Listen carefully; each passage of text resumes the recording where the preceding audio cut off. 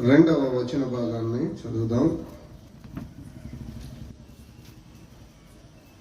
యోబు గ్రంథం 9వ అధ్యాయం 2వ వచన భాగం. పాత నిబంధనలు 426వ పేజీ. యోబు గ్రంథం 9వ అధ్యాయం 2వ వచనం. వాస్తవమే, ఆ సంగతి అంతే అని నేను ఎరుగుతున్నాను. నరుడు దేవుని దృష్టికి ఎట్లు నిర్దోషియగును. మళ్ళా చదువుతున్నాను. నరుడు దేవుని దృష్టికి ఎట్లు నిర్దోషియగును. ప్రార్థన చేద్దాం. సర్వశక్తి మిక్కిలి కనికరము కలిగిన మా దేవా, శాశ్వతమైన ప్రేమతో విడువక మా ఎడల కృప చూపుతున్న మా తండ్రి, సకల సృష్టికి ఆది సంభూతుడా, సర్వోన్నతుడా, దేవాది దేవా, మీ ఘన నామమునకు స్తుతులు స్తోత్రములు. మమ్మను ప్రేమించి మరి యొక్క శ్రేష్టమైన సమయాన్ని మాకు అనుగ్రహించి మీ నామ సంకీర్తన చేయుటలో మీరు చూపిన కృపకై మీకు వందనాలు. ప్రార్థించి నిరీక్షించిన రీతిగా ఈ 2 దినాలు సువార్త కూడికలను కలిగి ఉండటకు మీరు చూపిన కృపకై మీకు వందనాలు. సమయాన్ని మీరు అనుకూలపరిచారు. సమస్తాన్ని మీ ఆధీనములో మీ నామ మహిమ కొరకై చక్కగా జరిగిస్తున్నందుకై మీకు స్తుతులు స్తోత్రములు చెల్లిస్తున్నా. మా తండ్రి, మేమందరం కూడి రాగా చదవబడిన మీ పరిశుద్ధ లేఖనములలో నుండి దూరముగా దగ్గరగా వింటున్న మా అందరితో మీరు మాట్లాడండి. ఏ మాటలు మాకు అవసరమో మీరు బాగుగా ఎరుగుదురు తండ్రి. మీరే మాతో మాట్లాడండి. దేవదేవుడమైన మీ స్వరాన్ని, మీ యొక్క ముఖ స్వరూపాన్ని కనులారా చూసి మా యొక్క మనోనేత్రములు వెలిగింపబడి రక్షణలోనికి నడిపించబడడానికి కృప చూపించండి. నిష్ప్రయోజకుడను, బలహీనుడను, దీనుడను, అశక్తుడను మీ పక్షమున నిలవబడి ఉంటుండగా మనుషుల్ని మరుగు చేయండి. దేవదేవుడవైన మిమ్మును మీరు ప్రత్యక్షపరచుకుని మహిమ, ఘనత, ప్రభావములు మీరే పొందుకునమని సర్వలోక రక్షకుడు యేసుక్రీస్తు ప్రభు దివ్య నామమున వినయులమై ప్రార్థన చేయుచున్నాము తండ్రి. ఆమేన్. చిరోచన మీ అందరికీ ప్రభు అయిన యేసుక్రీస్తు నామమున వందనాలు. బైబిల్ గ్రంథములో యోబు గ్రంథం 9వ అధ్యాయం 2వ వచన భాగాన్ని మనం చదివాం. ప్రపంచంలో ఎక్కువ మంది చదువుతున్న గ్రంథం బైబిల్ గ్రంథం, పరిశుద్ధ గ్రంథమైన బైబిల్. ప్రపంచంలో ఎక్కువ అమ్ముడవుతున్న గ్రంథం కూడా బైబిలే. నేటికి కూడా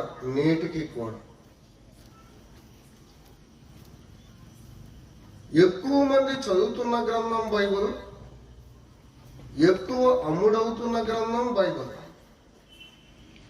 ఈ ప్రపంచంలో మొట్టమొదట చదివిన గ్రంథం బైబిల్లో మొట్టమొదట రాయబడిన గ్రంథం యోబు గ్రంథం.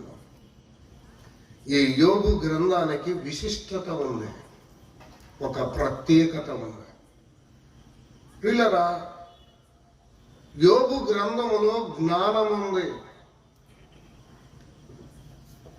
యోబు గ్రంథములో దైవికమైన మర్మాలు మాత్రమే కాదు, జ్ఞానము కూడా ఉంది. ఈ లోకంలో సైన్స్ అని చెప్పబడుతున్న అనేక గ్రంథాల యొక్క సారాంశం ఈ బైబిల్లో మనం చూడగలం. యోబు గ్రంథంలో మరి విశేషంగా మనం గమనించగలం. ఇది జ్ఞాన సముదాయం. దేవుని జ్ఞానం, లోక జ్ఞానం, ఈ ప్రపంచానికి సంబంధించిన అనేకమైన జ్ఞాన సంబంధమైన విషయాలు యోబు గ్రంథంలో రాయబడ్డాయి. 26వ అధ్యాయం, యోబు గ్రంథం 26వ అధ్యాయం 7వ వచనాన్ని చదువుదాం రండి. యోబు గ్రంథం 26వ అధ్యాయం 7వ వచనం. శూన్య మండలము పైన ఉత్తర దిక్కునున్న ఆకాశ విశాలమును ఆయన పరిచెను. శూన్యము పైన భూమిని వేలాడ చేసెను. భూమి ఎలా ఉందో, భూమిని ఎలా దేవుడు సృజించాడో, భూమి ఎలా ఉందో దానిని గూర్చిన సంగతులు ఇక్కడ ఉన్నాయి. తెలుగులో అన్నారు ఖగోళ శాస్త్రం అన్నారు. ఖగోళ శాస్త్రం యోబు గ్రంథంలో ఉన్నాయి. మనం పుస్తకాల్లో చదవక ముందే, టీచర్ మనకు బోధించక ముందే, శాస్త్రవేత్తలు మనకు చెప్పక ముందే, ఈ లోకంలో ఏది రాయబడక ముందే దేవుడు మొట్టమొదట ఈ మాటలు మన కొరకు రాయించాడు. దాటి వెళ్దాం. 37వ అధ్యాయం, ఇక్కడ యోబు గ్రంథం 37వ అధ్యాయం 11వ వచనం. 37వ అధ్యాయం 11వ వచనాన్ని చదువుతూ ఉన్నాను. మరియు ఆయన దట్టమైన మేఘమును జలముతో నింపును, తన మెరుపు గల మేఘమును వ్యాపింపజేయును. ఆయన వలన నడిపింపబడినవై నరులకు నివాసయోగ్యమైన భూగోళము మీద మెరుపును మేఘములను సంచారము చేయును. మీరు చదువుతున్నారు కదా, మేఘాలు మెరుపులు మన మీద సంచారం చేస్తాయి. అవి వచ్చి వర్షాన్ని ఇస్తాయని అక్కడ రాయబడి ఉంది. వర్షాన్ని గూర్చిన సంగతులు, మేఘాలను గూర్చిన సంగతులు, దీన్నే మెట్రాలజీ అన్నారు ఇంగ్లీష్లో, వాతావరణ శాస్త్రం. అది కూడా బైబిల్లో ఉన్నాయి. దాటి వెళ్దాం రండి. 28వ అధ్యాయం, ఇక్కడ యోబు గ్రంథం 28వ అధ్యాయం 9వ వచనాన్ని చదువుదాం. 28వ అధ్యాయం 9వ వచనం. మనుషులు స్ఫటికము వంటి బండను పట్టుకొందురు, పర్వతములను వాటి కుదుళ్లను సహితముగా బోర్ల ద్రోయుదురు, బండలలో వారు బాటలు కొట్టుదురు. ఇవన్నీ కూడా జియాలజీ అన్నారు, భూగర్భ శాస్త్రం. పిల్లల బైబిల్ గ్రంథంలో అనేక శాస్త్రాలు ఉన్నాయి. మనము వాటిని నమ్ముతున్నాంలే కానీ బైబిల్ని నమ్మలేకపోతున్నాం. అదే మనం నేర్చుకోవలసింది. ఇంకా ముందుకు వెళితే 28వ అధ్యాయం, ఇక్కడ 28వ అధ్యాయం 25వ వచనం చదువుదాం రండి. 25వ వచనం. గాలికి ఎంత బరువు ఉండవలెనని ఆయన నియమించినప్పుడు, గాలికి ఏముంది? బరువు ఉంది.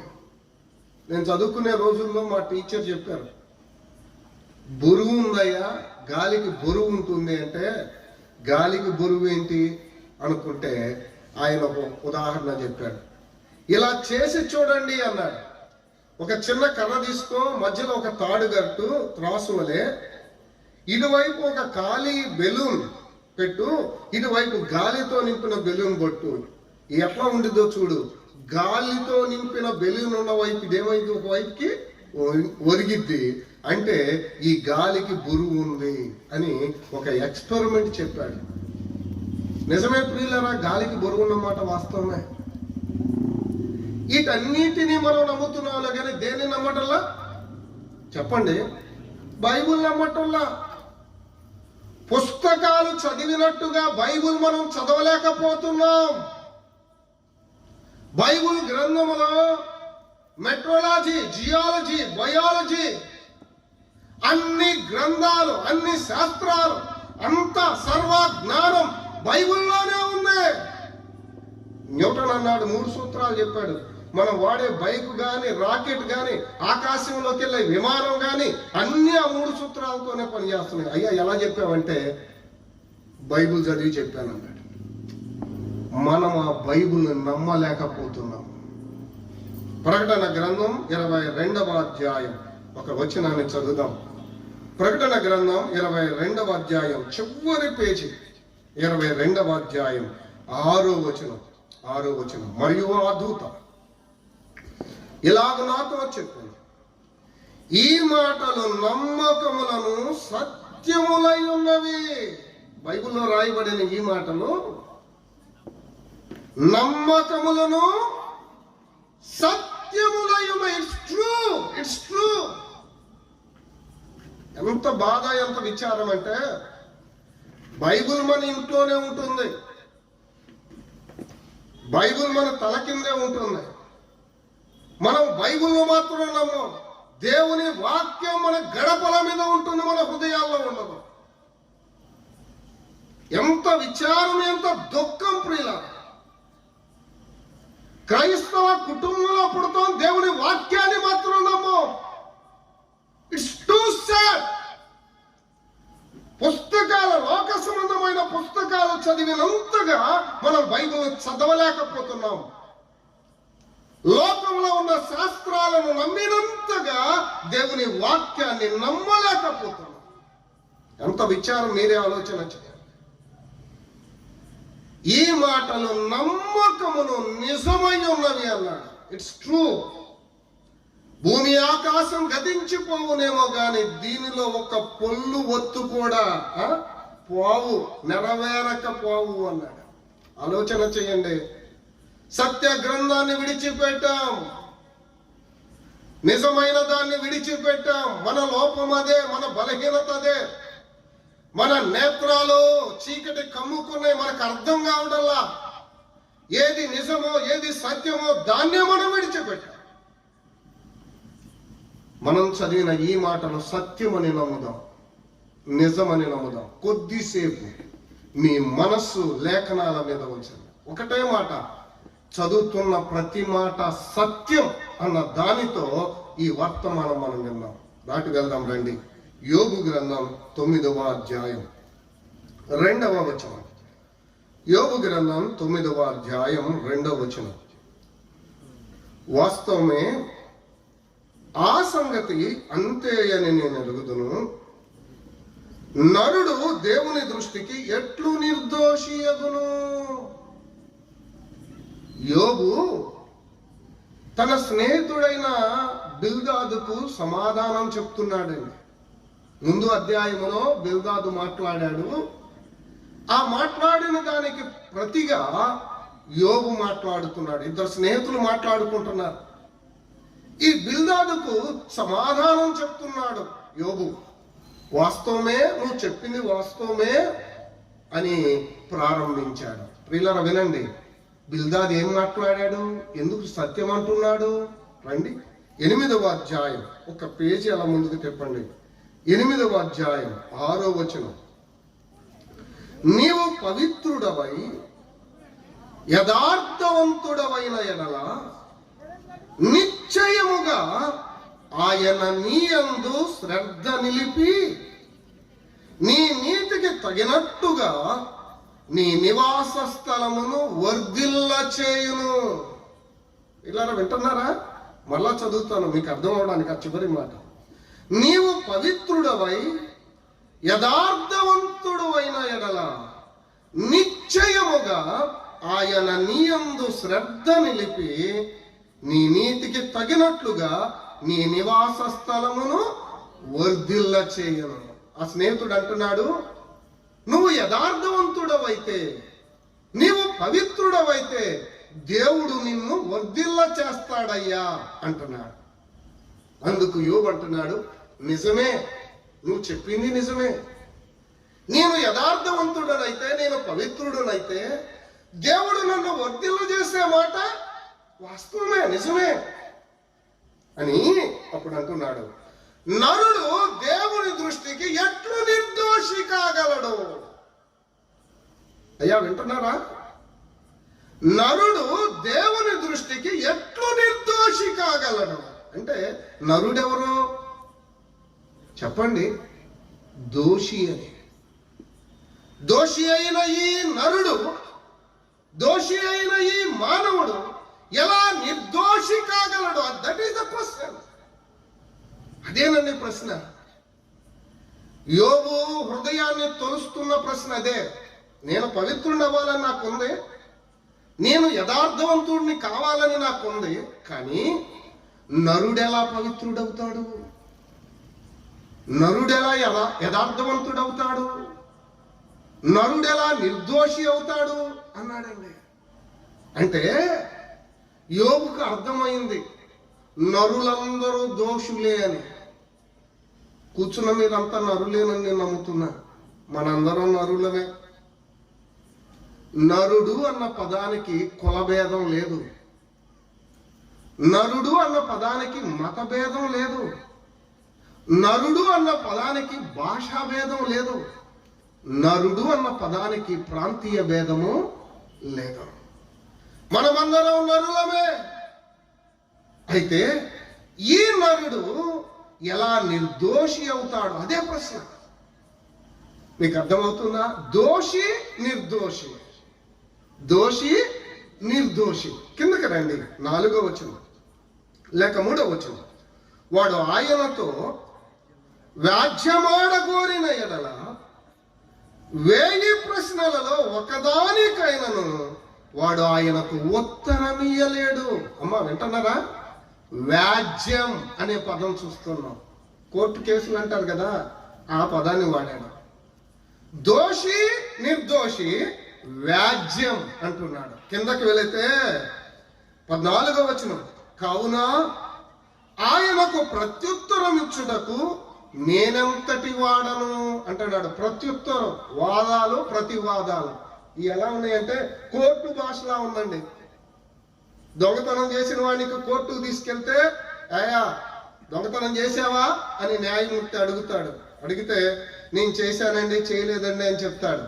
అప్పుడు మళ్ళా లాయర్ మాట్లాడతాడు. అవును కదా, వీళ్ళిద్దరి మధ్య వాద ప్రతివాదాలు జరుగుతాయి. చివరికి తీర్పు వస్తుంది.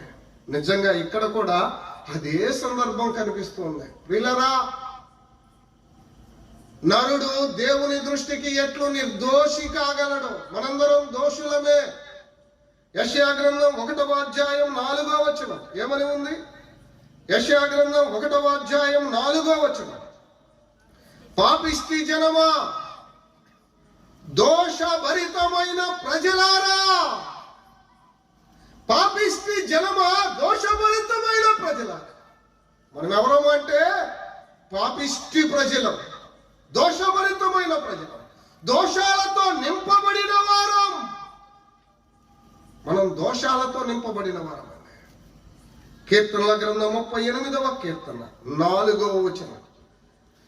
కీర్తన గ్రంథం 38వ కీర్తన 4వ వచనం ఏమని ఉంది? నా దోషములు నా తల మీదుగా పొర్లిపోయినవి. నా తల మీదుగా పొర్లిపోయి. ఎన్ని పాపాలు, ఎన్ని దోషాలు! నా దోషాలు నా తల మీదుగా పొర్లి ఉన్నవి అన్నారు. 40వ కీర్తన 12వ వచనం నేను చదువుతున్నాను. 12వ వచనం. లెక్కలేని అపాయములు నన్ను చుట్టుకొని ఉన్నవి. నా దోషములు నన్ను తరిమి పట్టుకునగా నేను తల ఎత్తి చూడలేకపోతుంది. ఎన్ని దోషాలు, ఎన్ని దోషాలు! ఆ పాపం చేసిన వ్యక్తిని కెమెరా తీస్తున్నారండి, వీడియో తీస్తున్నారు, టీవీలో చూపించాలని. అతను ముఖానికి అడ్డం పెట్టుకుంటున్నాడు కనపడకుండా. నా దోషములు నన్ను తరిమి పట్టుకొనగా నేను తల ఎత్తలేకపోతుంది. అవమానం, బాధ, చింత, సిగ్గు.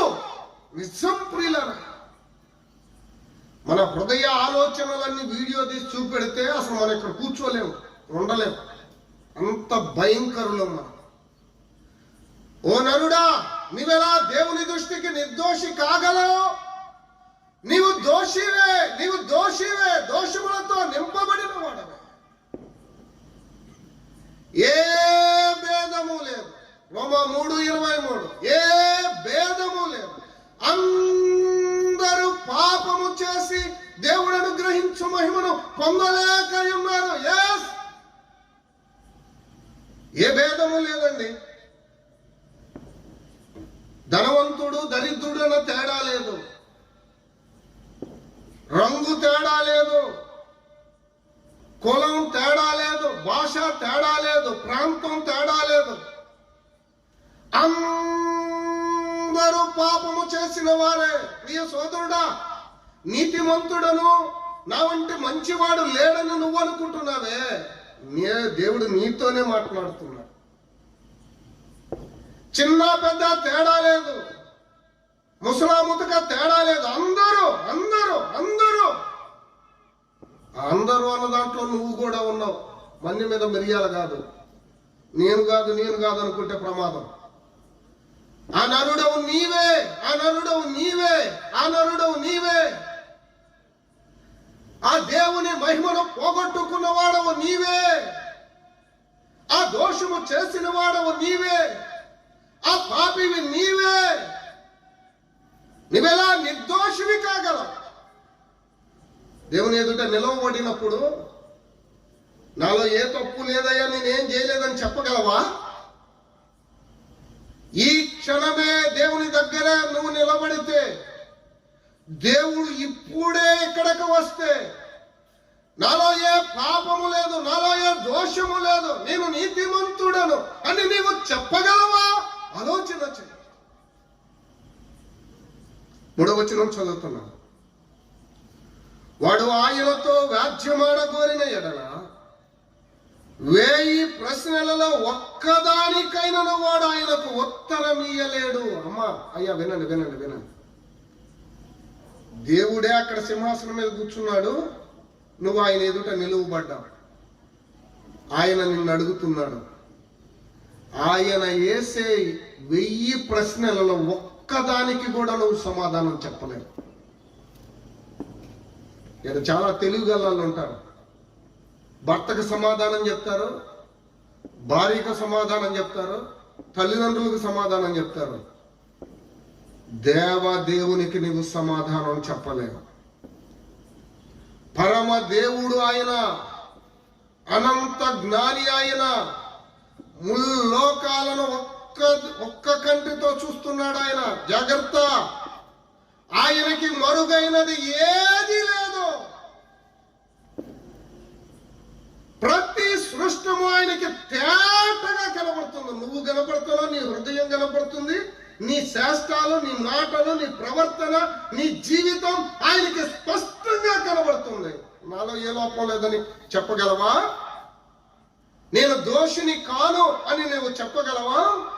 ఆయన ప్రశ్నలకు నువ్వు సమాధానం ఇయ్యగలవా? ఆలోచన చెయ్యి. రాత్రి కాల సమయం 14వ వచనం చదువుతున్నాను. కావున ఆయనకు ప్రత్యుత్తరం ఇచ్చుటకు నేనెంతటి వాడను. ఈ మాట నువ్వు అనాలి. ఈ మాట ఆయన ఎదుట నిలవబడితే నేనేం చెప్తానయ్యా, నేనేం చెప్పలేనయ్యా. యవన కాలంలో ఉండగా ఈ ప్రశ్న నాకు వచ్చింది. దేవుని ఎదుట నిలవబడితే నేనేమని చెప్పగలను? ఊరంతా మంచాడు అంటాడులే, నా తల్లిదండ్రులు ఇంకా మంచాడంటారు. కానీ దేవుని ఎదుట నిలవబడినప్పుడు నేను చెప్పగలనా? నేను చెప్పలేనని నాకు అర్థమయ్యింది. ఆ క్షణమే మోకరించి ప్రభువా పాపిని ఒప్పుకుంటున్నానన్న. ఏ సోదరుడా, నీకు అర్థమైందా?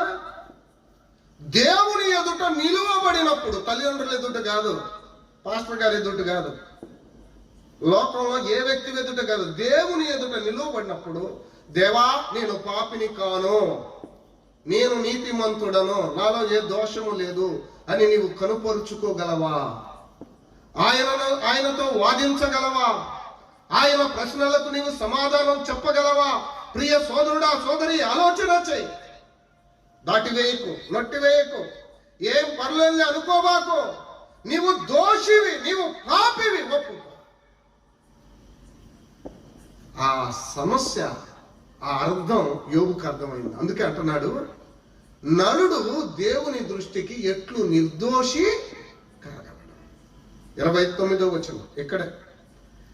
9వ అధ్యాయం 29వ వచనం నుండి నేను చదువుతున్నాను. నన్ను దోషినిగా ఎంచవలసి వచ్చెను కదా. అమ్మా అయ్యా, ఈ కేక మనం వేయాలి.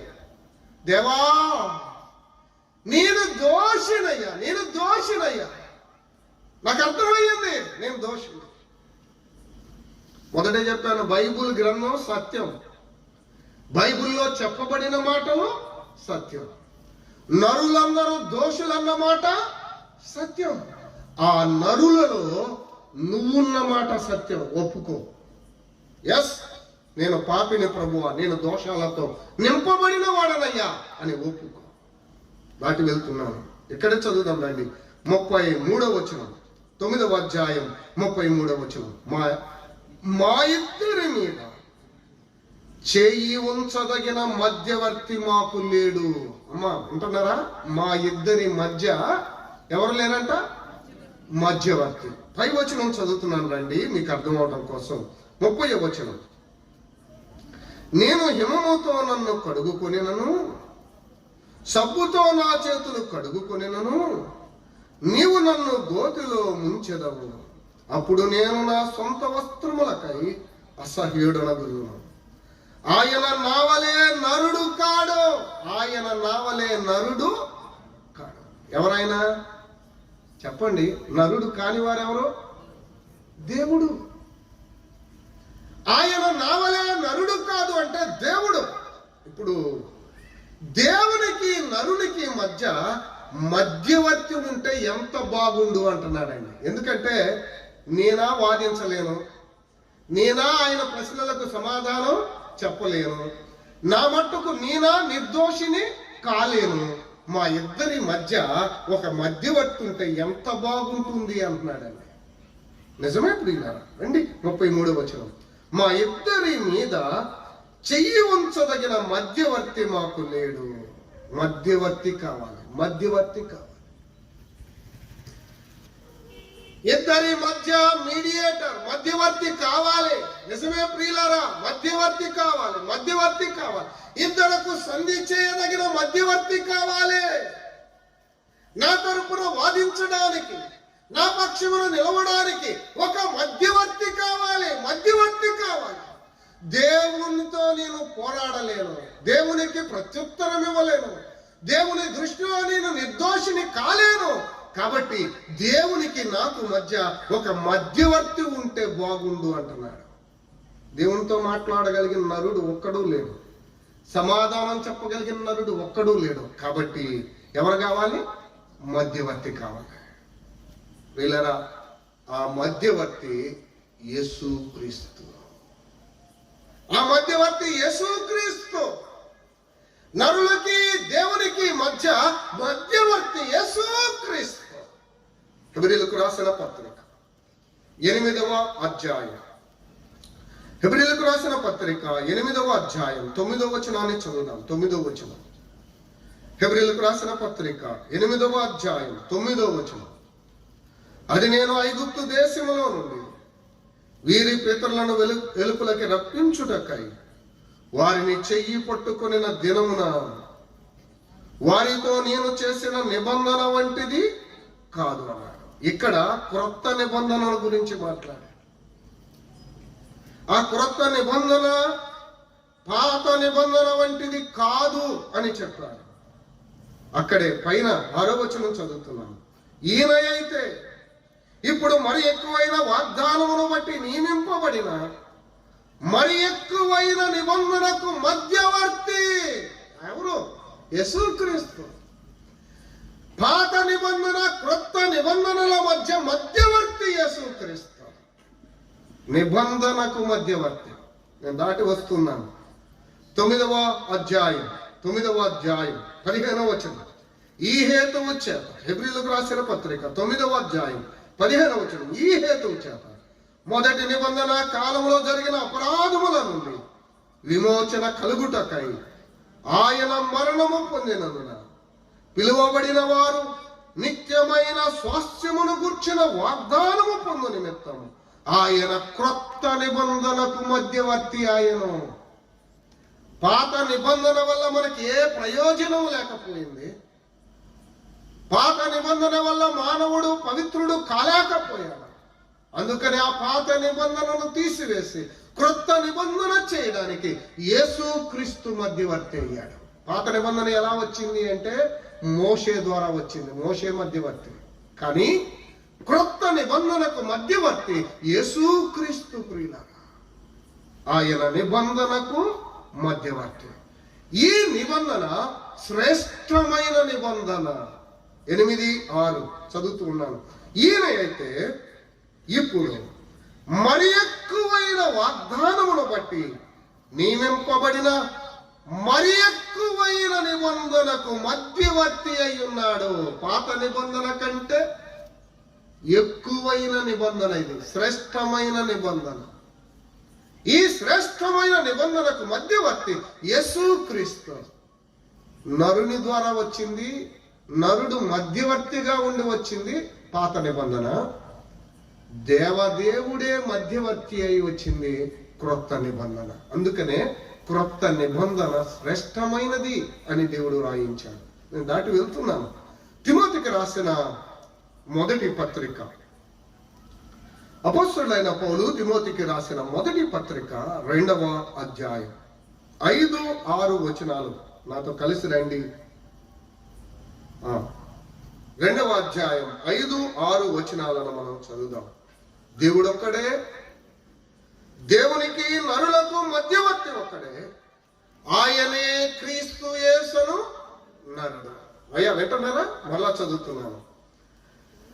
దేవుడు ఒక్కడే, దేవునికి నరులకు మధ్యవర్తి ఒక్కడే, ఆయనే క్రీస్తు యేసును నరుడు. యోబు అన్నాడే, యోబు ఎప్పుడో మీకు మొదటే చెప్పాను, బైబుల్ గ్రంథం మొట్టమొదటి గ్రంథం. ఆ గ్రంథంలో మొదట రాయబడిన గ్రంథం యోబు గ్రంథం. ఎప్పుడో రాశాడు యోబు, ఎప్పుడో పలికాడు. ఏమని? మధ్యవర్తి ఉంటే బాగుండు. ఆ మధ్యవర్తి ఎవరు అంటే యేసుక్రీస్తు. యేసుక్రీస్తు. దేవుడు ఒక్కడే, దేవునికి నరులకు మధ్యవర్తి ఒక్కడే, ఆయనే క్రీస్తు యేసును నరుడు. క్రీస్తు యేసును నరుడు. దేవుడు ఒక్కడే ప్రజెంట్, దేవునికి నరులకు మధ్యవర్తి ఒక్కడే, ఆయనే యేసుక్రీస్తు. Present continuous. ఇలా ఆయన దేవుడు అదే సమయంలో దేవునికి నరులకు మధ్యవర్తి. మనకు మధ్యవర్తిగా ఆయన ఈ లోకానికి దిగి వచ్చాడు, నరుడిగా దిగి వచ్చాడు. దేవుడు అత్యున్నత సింహాసనాన్ని వీడి, గాన ప్రతిగానములను వీడి, ఆ నిత్యత్వాన్ని వీడి మన కొరకై మానవునిగా నరునిగా ఈ మధ్యవర్తిగా ఈ లోకానికి దిగి వచ్చాడు. నీ కొరకు నా కొరకు మధ్యవర్తిగా ఆయన దిగి వచ్చాడు. యోబు జ్ఞాపకానికి తెస్తున్నాడు, మధ్యవర్తి ఉంటే బాగుండు అంటున్నాడండి. ఆ మధ్యవర్తిగా యేసుక్రీస్తు ఈ లోకానికి దిగి వచ్చాడు. 6వ వచనం చదువుతున్నాను. 6వ వచనం. ఈయన అందరి కొరకు విమోచన క్రయధనముగా తను తాను సమర్పించుకొనెను. ఆయన తను తానే సమర్పించుకున్నాడు. ఎలా అంటే క్రయధనముగా. క్రయధనముగా.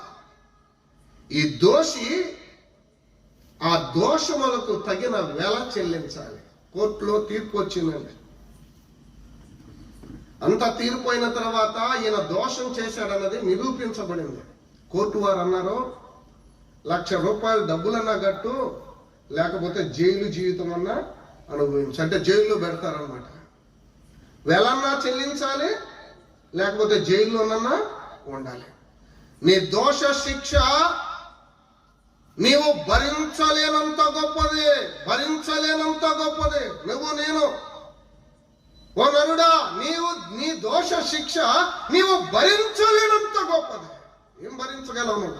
ఆరని అగ్ని గుండం, అగ్ని ఆరదు, పురుగు చావదు, వేదన పడాలి. నీవు భరించలేనంత గొప్పది. యుగయుగాలు మండే ఆ అగ్నిగుండం వేదనకరమైన స్థలం, నీవు తట్టుకోలేవు. అందుకనే ఆ దోష శిక్షకు క్రయధనం ఆయన చెల్లించాడు. మన పాపాల కొరకై, మన దోషాల కొరకై, మన కొరకై ఆయన క్రయధనం అప్పగించుకొనుట ద్వారా దేవదేవుడు మానవునిగా ఈ లోకానికి దిగి వచ్చి మామూలే మాంసాయుక్తమైన దేహంతో సశరీరుడుగా ఈ లోకాల జన్మించి యొక్క కాలమందు నీ కొరకు నా కొరకు ఆయన క్రయధనమైపోయాడు. శిలువ మ్రానుపై తన యొక్క ప్రాణాన్ని సమర్పించాడు, అర్పించాడు. ఎవరి కోసం? నీ కోసం, నా కోసమే. ప్రియచూడు, సత్యాన్ని గ్రహిద్దాం. మొదటే మనం విన్నాం, ఈ గ్రంథంలో రాయబడిన ప్రతి మాట సత్యం, అది నిజం. నమ్ముదాం. ఆయన అన్నాడు, నీ కొరకే నన్ను నేను అప్పగించుకుంటున్నాను, సమర్పించుకుంటున్నాను. ఆ శిలువ మ్రానుపై ఆయన బలి అయిపోయాడు. దేవదేవుడు మన కొరకై ప్రాణము పెట్టాడు. ఆ చరిత్రలో, ఆ ధర్మశాస్త్రం ప్రకారం, ఆనాడున్న చట్టాల ప్రకారం అత్యంత హీనమైన చావిదంటే శిలువ మరణం. శాపగ్రస్తమైన శిలువకు తను తాను అప్పగించుకున్నాడు. ఆయన వేదన పొందాడు. శిలువలో ఆయన తన యొక్క రక్తాన్ని కాచాడు. ఆయన బలి అయిపోయాడు. అమ్మా, ఆయనలో ఏ లోపము లేదు, ఆయనలో ఏ దోషము లేదు. ఆయన పవిత్రుడు, నిర్దోషి, నిష్కల్మషుడు. లేఖనాలు సెలవిస్తున్నాయి. ఆయన అప్పగించిన ఆ పిలాతు కూడా అంటున్నాడు, ఈయనలో ఏమీ నాకు కనబడుతున్నాయి. నిజమే ప్రియులారా, ఏ దోషము లేని ఆయన పరిశుద్ధుడు, నీతిమంతుడు, నిర్దోషి. మన కొరకై మన స్థానాన్ని స్వీకరించి నీ నా దోషాల కొరకై ఆయన బలి అయిపోయాడు. శిలువలో తన యొక్క అమూల్యమైన రక్తాన్ని మన కొరకై చెల్లించాడు. అనేకులకు ప్రతిగా నా ప్రాణం పెట్టుటకు నేను వచ్చాను అని ఆయన ముందే చెప్పాడు. చెప్పినట్లుగానే ఆ శిలువ మ్రానుపై ఆయన బలి అయిపోయాడు. తన యొక్క అమూల్యమైన రక్తాన్ని చిందించాడు, వెల చెల్లించాడు. పిల్లరా, అది అమూల్యమైన రక్తం, వెలకట్టలేని రక్తం. అది పరిశుద్ధ రక్తం, పావన రక్తం. మనందరి పాపాల కొరకై, మనందరి విమోచన కొరకై, మన రక్షణ కొరకై ఆయన బలి అయిపోయాడు. రండి 6వ వచనం. ఈయన అందరి కొరకు విమోచన క్రయధనముగా తను తాను సమర్పించుకున్నాడు. ఆయన మన కొరకై తను తాను సమర్పించుకున్నాడు. ఏ నరుడు ఆయన బంధించలేడు. ఎవరు ఆయన సిలువ వేయలేరు, ఎవరు ఆయన ప్రాణమును తీయలేరు. ఆయన సర్వశక్తి కలిగిన దేవుడు, ఆయన సర్వాధిపతి అయిన దేవుడు. ఆయన నిన్న నేడు ఏకరీతిగా ఉన్నవాడు. ఎవరు ఆయన చంపగలరండి? లేఖనముల ప్రకారమే ఆయన ఈ లోకానికి వచ్చాడు. లేఖనముల ప్రకారమే మన కొరకు చనిపోయాడు. లేఖనముల ప్రకారం మరణాన్ని జయించి తిరిగి లేచాడు. మన దోషముల కొరకు ఆయన బలి అయిపోయాడు. సోదరుడా, నరుడు దేవుని దృష్టికి ఎట్లు నిర్దోషి కాగలడు?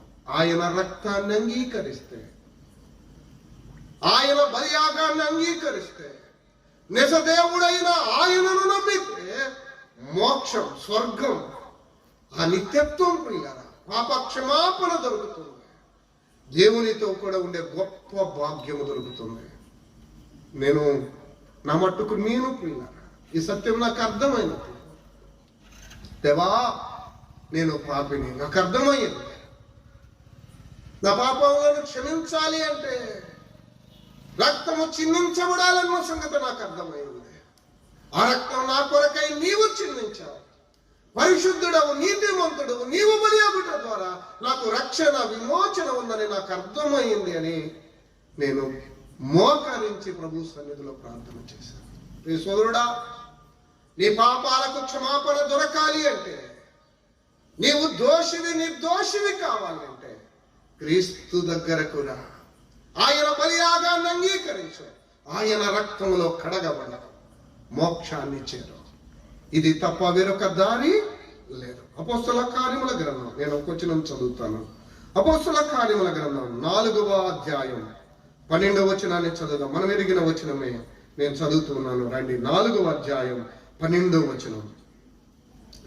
మరి ఎవని వలన రక్షణ కలుగదు, మరి ఎవని వలన రక్షణ కలగదు?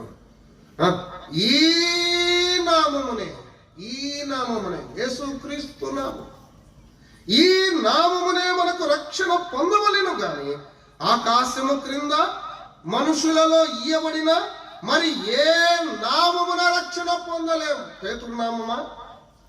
చెప్పండి. పౌలు నామమా? ఏ నామమున రక్షణ లేదు. మరి మీరు ఏమనుకుంటున్నారు నాకు తెలియదు.